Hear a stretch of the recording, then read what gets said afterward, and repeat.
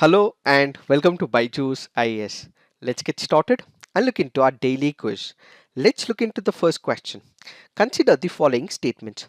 Under the preventive detention as enshrined under Article 22, a person cannot be detained for more than 3 months.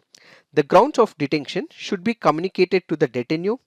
Both the parliament and the state legislature can make a law of preventive detention for reasons connected with security of a state, defense, maintenance of public order. Which of the above statements is or correct? The answer to this is 1 and 2 only. Why have we taken this practice question? Because this article here makes a mention of preventive detention. Let us try and understand what is this concept of preventive detention. When it comes to detention, there are two types of detention. One is what is called as punitive detention. The other is what is called as the preventive detention. What is this punitive detention? According to the concept of punitive detention, let's say there is a person who has committed an illegal act. He has committed a theft, he has committed a murder. Because he has conducted an illegal act which is against the laws established by the country, he would be arrested and put behind bars. That is what is called as punitive detention, where a person is punished for an illegal act. Then we have something called as the preventive detention. What is this detention? Basically, a person has not committed any illegal act, but the police officers, the executive authorities believe that he might commit an act which is illegal in nature. That is what is called as preventive detention. So in preventive detention, it is not the punishment, but the police officers, the executive authorities are in a fear that person may create instability in the society, or there would be violation of peace and tranquility in the society. So he is temporarily detained for a considerable period of time. So when you look into the first statement, yes, this is right, because that person cannot be detained for more than 3 months. If he has to be detained for more than 3 months, this will also require the permission from the advisory body. Now when we look into the second statement, the grounds of detention should be communicated to the detainee. This is also the correct statement, but if there are some facts which can disturb the peace and tranquility and is against the public order, in such a case, such facts need not be given out. And both the parliament and the state legislature can make laws of the preventive detention. This is right.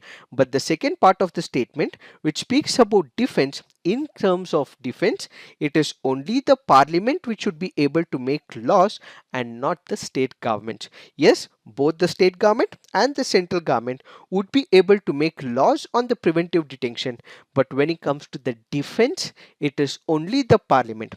But for the security of a state and for the maintenance of public order, both the parliament and the state legislature would be able to make laws. Now this article says preventive detention only to forestall public disorder, says the Supreme Court. What does the Supreme Court say? Preventive detention can be taken up by the state governments and the police officers and the executive authorities only when there is problem of public disorder and not law and order issue, says the Supreme Court of India. What does this mean? There is a difference between law and order and public disorder. What is this public disorder and law and order? Let's say there are two people who are drunkards. These people are shouting, they are creating a lot of nuisance in the society, so they can be booked under Indian Penal Code for the case of nuisance. So these two people are not creating any ruckus in the society. Yes, it is a kind of nuisance, but there is no public disorder. But what happens in public disorder? Let's take the same two drunkards. They are from a different caste, they are from a different religion groups, so they engage in talks. This might lead to friction, this might lead to tussle, where large communities can also get engaged. In this case, there is public disorder. Large number of public get into this particular act. So if a person has to be detained on the basis of preventive detention, it ideally has to be only the case of public disorder and not law and order, says the Supreme Court. Now let's look into the next practice question. With reference to Zika virus disease, which of the following statements is or correct? It is caused by a virus transmitted primarily by Aedes mosquitoes. Zika virus infection during pregnancy can cause infants to be born with microcephaly. Which of the statements are correct? The answer to this is both. Why have we taken this practice question? Because this article here makes a mention of the Zika virus. What is this Zika virus disease? This is caused by a virus. The virus is transmitted primarily by the Aedes mosquito. This virus was first identified in Uganda in the year 1947 in the monkeys. With time, it was also identified in humans in 1952 in Uganda and United Republic of Tanzania as well. And when we look into the symptoms, they are generally mild and include fever, rashes, conjunctivitis, muscle and joint pain, and the symptoms last for nearly 2 to 7 days. And most of the people who are also infected by the Zika virus may not have symptoms as well. So there are people who might have symptoms. There might also be people who might not showcase any symptoms as well. The Zika virus infection during the pregnancy can also be transmitted to the fetus, and the child that is born might be suffering from microcephaly. So Zika can be passed from a pregnant woman to her fetus. Infection with the Zika virus is associated with other complications of pregnancy like preterm birth as well as miscarriage. Now let's look into the next practice question. Which one among the following statements best describes the Copenhagen Consensus? It is a project that seeks to establish priorities for advancing global welfare using methodologies based on the theory of welfare economics. It aims to catalyze rapid reductions in short-lived climate pollutants to protect human health, agriculture and environment. It refers to a set of free market economic ideas. It is an intergovernmental treaty concerned with the conservation of wildlife and habitats. Which of the statements correct describes about the Copenhagen Consensus? The answer to this is A, where Copenhagen Consensus stands for a project that seeks to establish priorities for advancing global welfare using methodologies based on the theory of welfare economics. Why have we taken this practice question? Because this article here makes a mention of food fortification, and the Copenhagen Consensus also speaks about the food fortification. What is this food fortification? This is addition of key vitamins and nutrients to the food items. This might be addition of iron, iodine, zinc, vitamin A and D to other staple foods like the rice, salt, so on and so forth. So for the food that is present, increasing the nutritional value of the food is what is called as food fortification.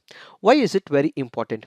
Nearly 70% of the people in India do not have the micronutrients when it comes to the food. So the vitamins are missing, the minerals are missing, which is why most of the people suffer from iron deficiency. They might also suffer from vitamin A deficiency as well, which is why addition of vitamins and nutrients to the food will become important so that they do not suffer from any type of deficiencies. So in this particular article, previously the Food Safety and Standards Authority of India had prioritized that they would be adding these nutrients and the vitamins, but there are few scholars who have gone ahead and said that this might not go good, as any improvisation of the food by adding the synthetic chemical vitamins and minerals will not solve the larger problems. Instead, it may create more toxicity and ultimately come up with gut inflammation, says the experts. So basically, the food fortification should be done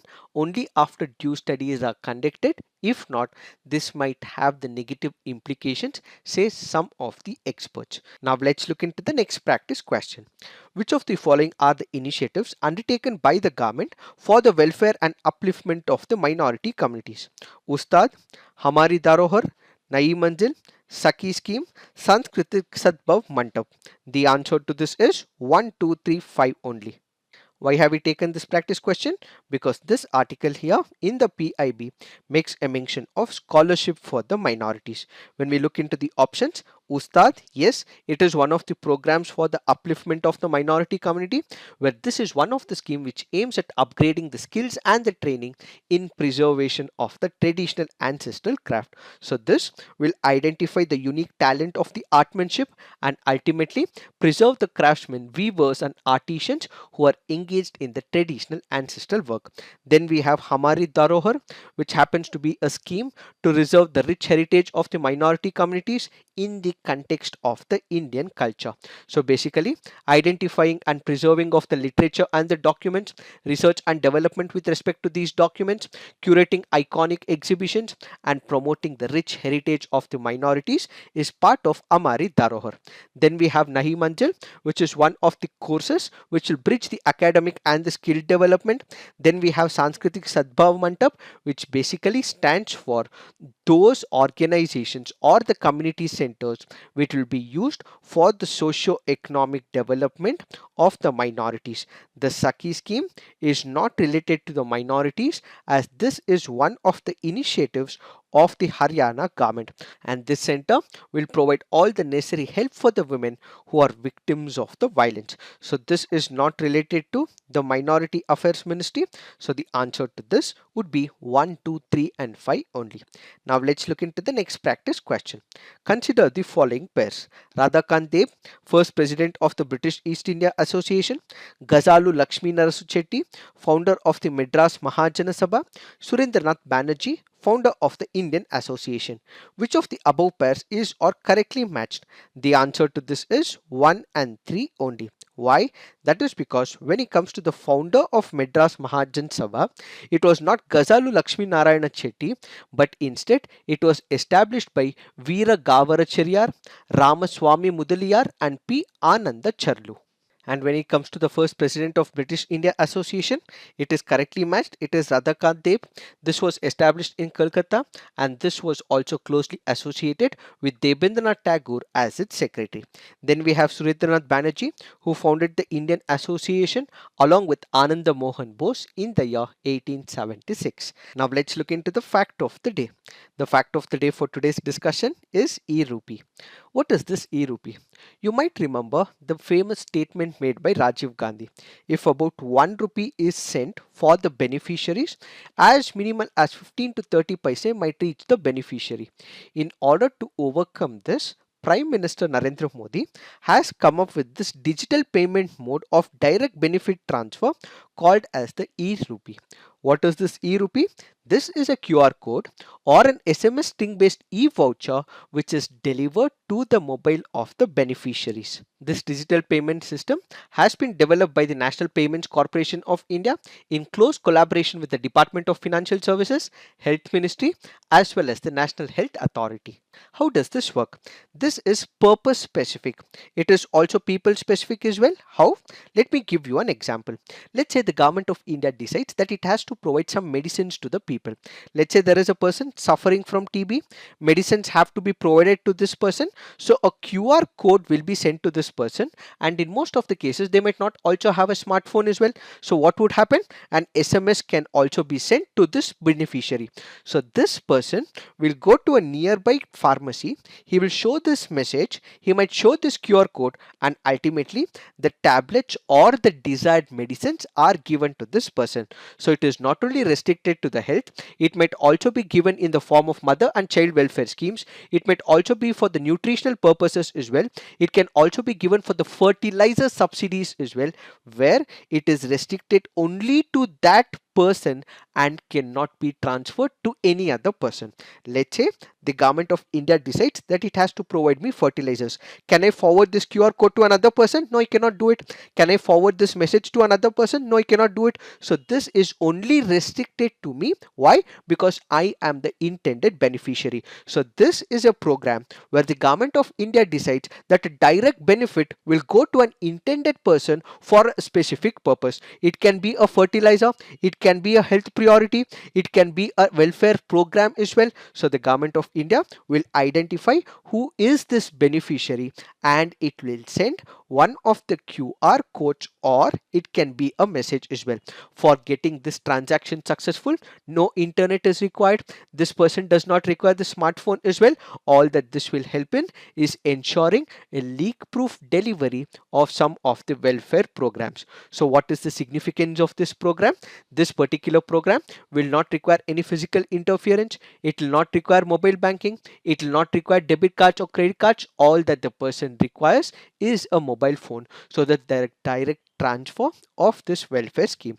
Added to this, when this person goes to one of the purposes, that is, he goes to a pharmacy or to a chemical fertilizer shop, his privacy will also not get violated. How? All that he has to show is this message or the QR code, where this person's information need not be revealed under the e-Rupee application. So basically, this is one of the digital payment methods which will ensure that there is digital government in the near future.